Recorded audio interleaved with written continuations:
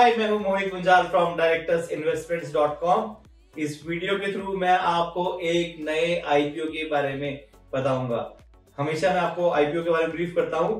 इस आईपीओ का नाम है DCX सिस्टम्स लिमिटेड। ये अपना एक आईपीओ लेके आ रहे हैं। 500 करोड़ का इश्यू साइज है। इंपॉर्टेंट डेट्स एंड डिटेल्स यहाँ पे ऑलरेडी मेंशन्ड है। इसमें प्राइस बैंड भी मेंशन्ड है, minimum number of shares and maximum number of shares, everything is mentioned.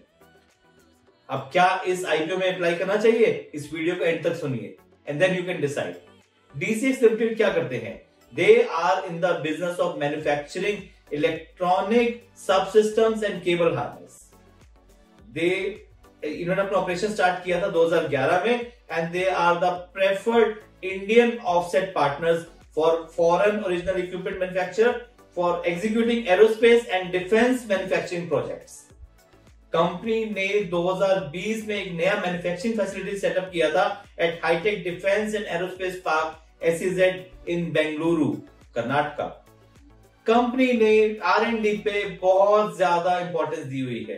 Company के 3 R&D फैसिलिटीज हैं, जिसमें से 2 are located at Chennai and Gurgaon and 1 is in Stuttgart, Germany. Company के स्ट्रेंथ्स क्या क्या हैं?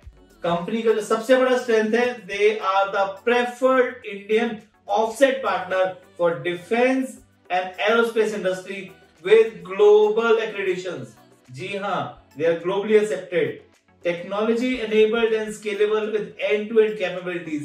That's another biggest strength. Strategically located aerospace है इनका स्पेशल इकोनॉमिक जोन में with an advanced and modern manufacturing facility, जो भी आपको पता है 2020 में लॉन्च हुआ है। They also are well positioned to capitalize on industry tailwinds. That's another important point. And company supplies assembly ready kits of electronic and electromechanical parts. So company ने अपने आप को डाइवर्सिफाई किया है। इनका मैन्युफैक्चरिंग फैसिलिटी बहुत ही अच्छा है। R&D पे बहुत ही ज्यादा इंपॉर्टेंस है। कंपनी के फाइनेंशियल्स देखें। कंपनी के फाइनेंशियल्स ये रहे आपके सामने। 31 मार्च 2020 को प्रॉफिट आफ्टर टैक्स है 9.74 करोड़। टोटल एसेट्स है 698.85 करोड़। अगर हम देखें 31 मार्च 2021 को प्रॉफिट आफ्टर टैक्स है 29.56 crore, which means a considerably good jump. Total assets हैं 793.18 CR। अगर हम प्रोविजनल फिगर्स देखें 30 जून 2021 की, तो 3.34 CR का प्रॉफिट है।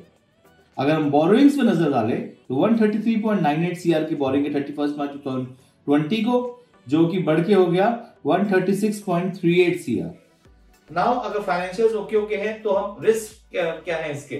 कंपनी का जो सबसे बड़ा रिस्क है वो है they are dependent on sale of products and services to specific key customers, which is in this case is defense. Any change in the offset defense policy or decline or reprioritization of funding in the Indian defense budget, उसकी वजह से इनके sales पे impact आएगा ही आएगा। Significant shortages or delay or disruption in supply of raw materials could also affect cost and timelines. एक another disadvantage ये है that they are unable to obtain furnished equipment required for testing and qualifying the products from the customers, which may have a material adverse effect. तो definitely ये कुछ risk हैं जो कि दिखते हैं आपके सामने। सो रिस्क मैंने आपको बता दिया, आपके सामने प्रॉफिट्स आपके सामने हैं, आपके पास इनका मेन स्ट्रेंथ बता दिया। अब हम ये जानते हैं कि कंपनी के ऑब्जेक्टिव क्या है इस पैसे को रेज करने का। One is repayment or prepayment of certain borrowings which company has taken, which is not a good sign. अगर आप borrowings पे कर रहे हो, that's not a good sign. Capital requirement के लिए funding the capital requirement is always a good sign because cash flow बनता है, cash flow से cash बनता है, so that again is a good point. Investment in wholly owned subsidiary Renal Advanced System Private Limited to fund its capital expenditure. There is another company जिसको ये fund कर रहे हैं, जो उन्हीं की सब्सिडरी है, तो they need the money for that also. And they also need the money for general corporate purpose. Company के प्रमोटर्स कौन है? कंपनी के प्रमोटर्स हैं NCBG Holdings and VNG Technologies Private Limited.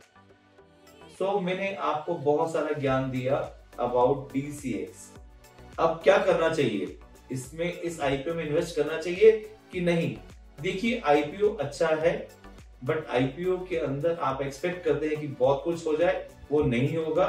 2-3 lot आप ले सकते हैं, अगर आप लेना चाहें तो 2-3 lot is not a problem, you can keep it for long term.